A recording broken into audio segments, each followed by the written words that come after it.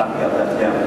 Coba deh sekali-kali kita puasa kayak saudara kita di Islandia, di Tiapi. Mereka puasa hanya 22 jam saja. Kalau sekali-kali puasa sampai rasain, kita bisa merasakan dan di Rusia puasanya kayak di saudara kita di Tiapi sana, di Islandia sana. Sampai 21 jam deh. Jadi tak boleh. Jadi kalau sudah waktu maghrib, azan, ya harus buka puasa. Ada juga sih yang belakangan dimundurkan 15 menit. Tapi itu ya sebenarnya sih nggak ada. Sebenarnya adalah kalau juga azan ya kemudian buka puasa.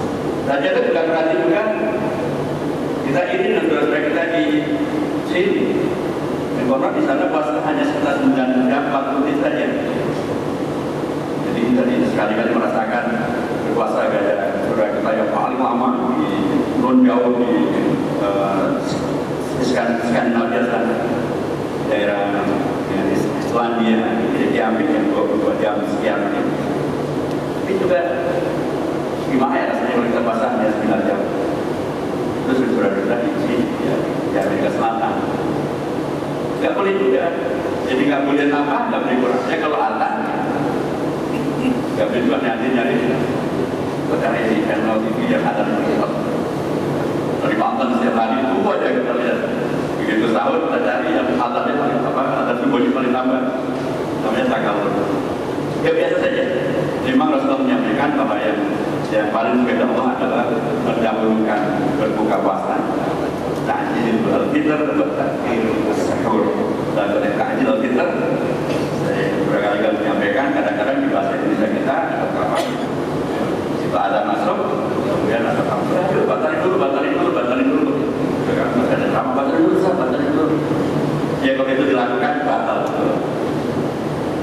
Artinya kalau batal nggak ada batalannya, namanya batal. Ya kan?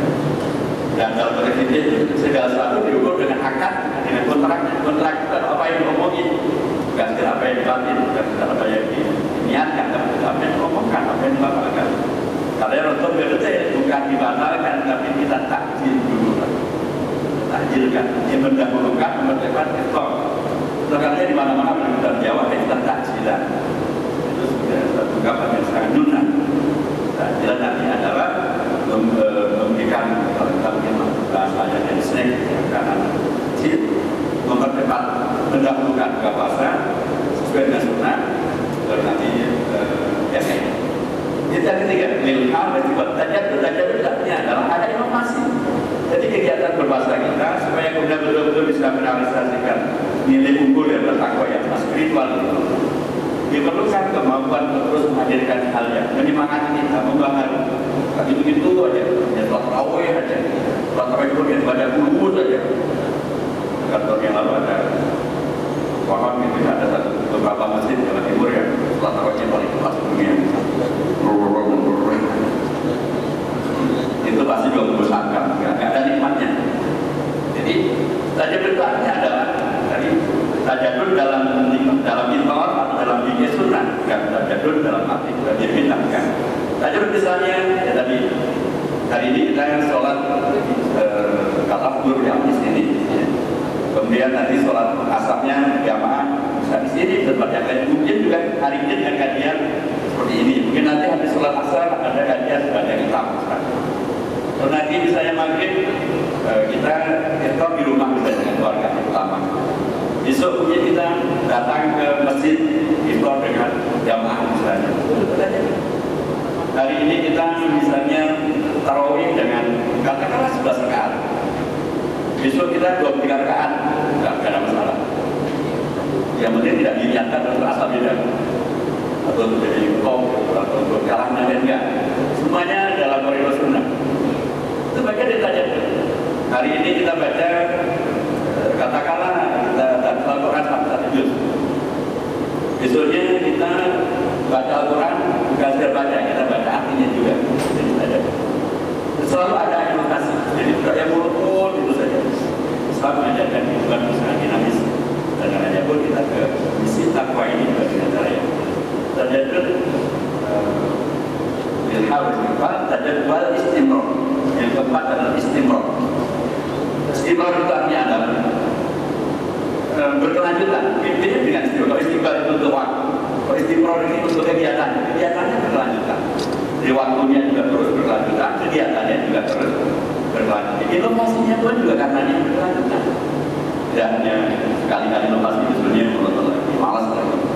Sebenarnya ya sudah ikut aja deh. Pokoknya yang penting selesai beberapa Ramadan melakamu.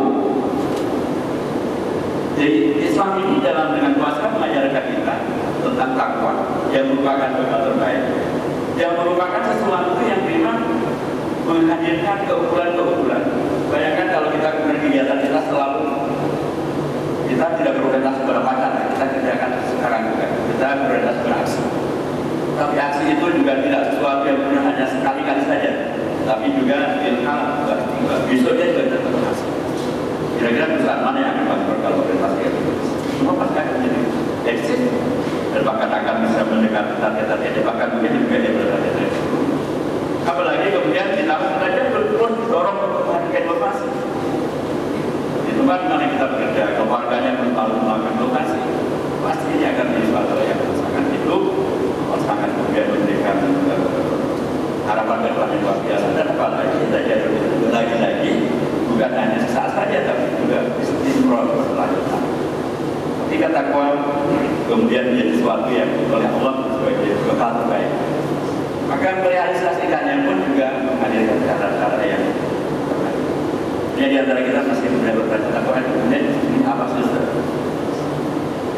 Karena dalam guyonan Indonesia takwa itu sebenarnya juga diartikan dalam beragam guyonan. Pada mata takwa itu ya ada baju takwa.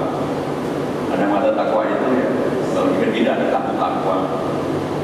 Ada yang malah hanya menartikan takwa itu adalah takut sama mertua, sehingga kalau puasa pun juga hanya dikhusyuk di depan mertua, di depan mertua menggunakan kata terus lagi. Apalagi kalau mertua kadang-kadang kita lagi bermertua, itu juga sudah takwa. Ada yang takwa itu, mohon maaf, ada yang berartikan takut sama yang tua, itu juga sudah takwa. Takwa adalah sebuah ungkapan yang sangat merupakan kata kunci dalam Al-Quran yang menandakan tentang keunggulan-keunggulan yang ada dalam Al-Quran. Secara bahasa, takwa itu adalah artinya dalam hikoyah artinya ada pencegahan. Pencegahan dari apa? Yang kemudian dimanakan secara dialektik oleh beberapa ulama atau beberapa ulama sahabat ulama yang sangat-sangat kita kenal semuanya.